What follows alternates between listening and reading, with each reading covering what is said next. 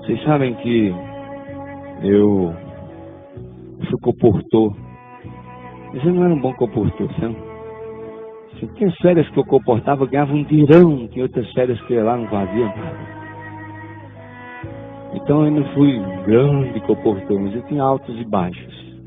Teve comportagem que eu corri do campo, fui-me embora, liguei para casa chorando, mamãe, não vendi nada, eu nem embora para casa. Várias vezes aconteceu isso. Mas houve várias vezes que eu fui com meu irmão junto e aquilo foi uma bênção, eu vendi muito. E houve algumas vezes que eu fui sozinho e também me dei bem. E eu me lembro de uma vez que eu fui comportar no Amazonas, numa cidade chamada Maués. Essa cidade chamada Maués, ela fica na beira do rio Paranaíba, que é um afluente do grande rio Solimões. E a gente pegava o barco em Manaus, pendurava numa rede, né? E eu me lembro que era 2 dias de barco descendo o rio. E eu ficava maluco, porque aquele tem um toca-disco lá que só tocava a música do Roberto Carlos, a mesma música o tempo todo. Aquilo era 2 dias ouvindo Lady Laura, me leve para casa. E eu nunca mais esqueci dessa frase.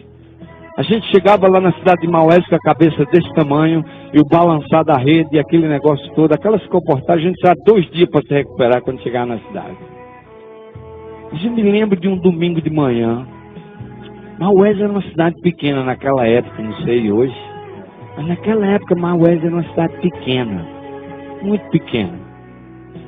E eu terminei a cidade numa semana. Quando chegou na sexta-feira eu já tinha vendido para todo mundo na cidade. Não tinha mais onde bater. E eu me lembro que no domingo de manhã, umas 9 da manhã, assim, 8h30, 9 horas, o sol despontando, eu me sentei no beiradão do rio, só tinha barco na segunda. Eu terminei na quinta, mas na sexta não tinha barco para Manaus.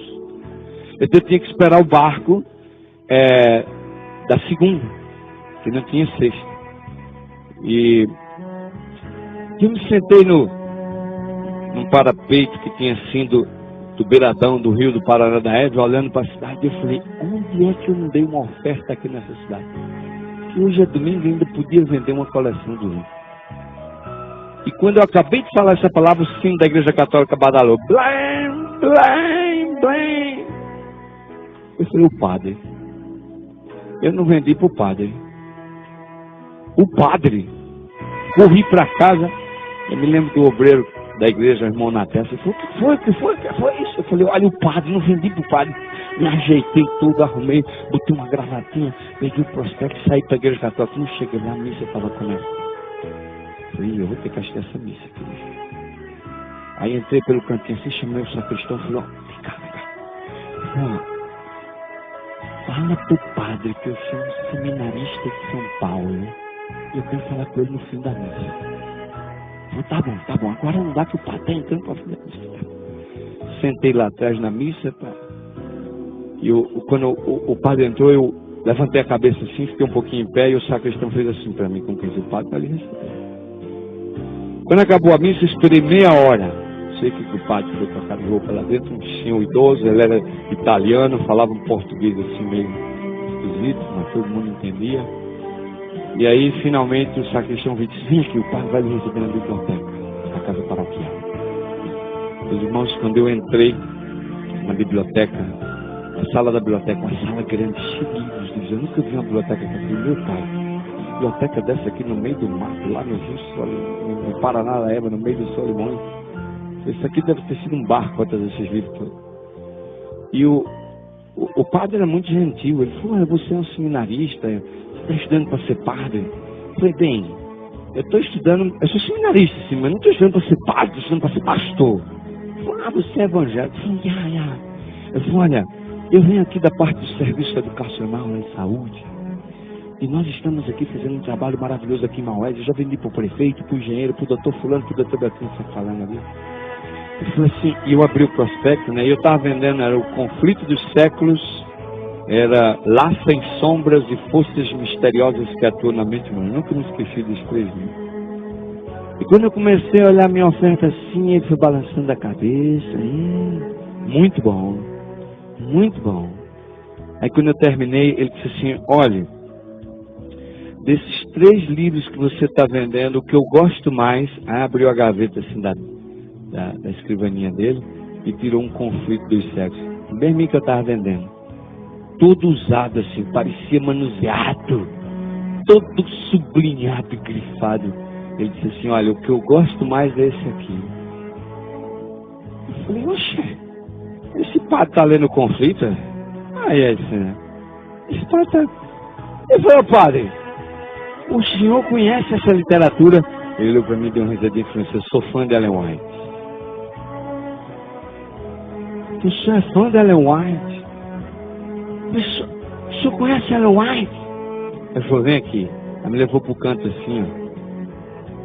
Toda a coleção da Casa Publicadora da Ellen White. Fora. E ele disse, olha meu filho, eu não só tenho ali, como eu já li todos.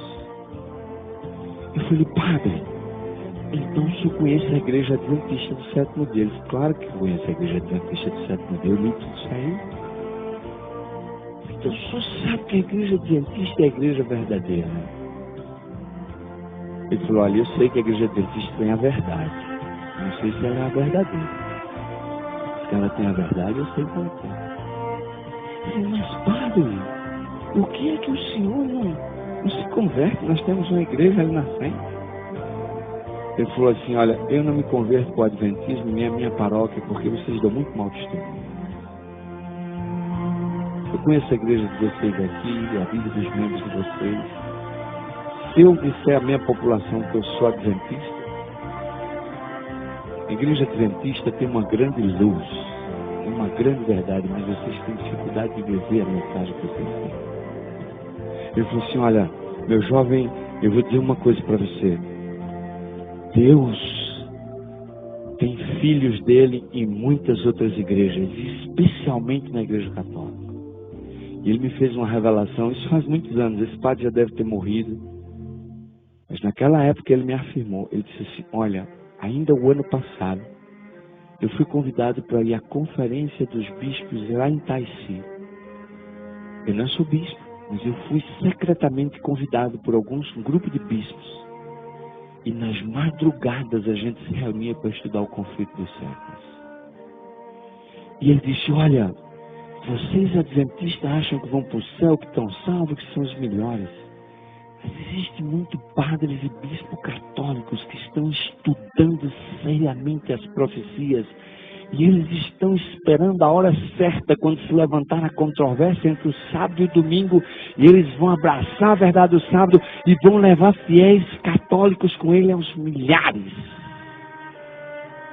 E ele disse assim, aí nós vamos terminar a obra que vocês adventistas não estão terminando. Você sabe, quando eu conto isso eu me arrepio, porque eu me lembro do momento. Eu entrei ali, era o que, umas 10h30, 11 horas, quando eu saí lá era 9 horas da noite. Eu passei o dia com o padre lá estudando o grande conflito, falando dos eventos finais. Aquela noite, quando eu saí fora da casa paroquial, a lua caía sobre o Paraná da Eva, e eu andando pelo beiradão daquele rio, olhei para aquele céu estrelado de lua cheia. E eu falei, Senhor, tem misericórdia da igreja adventista.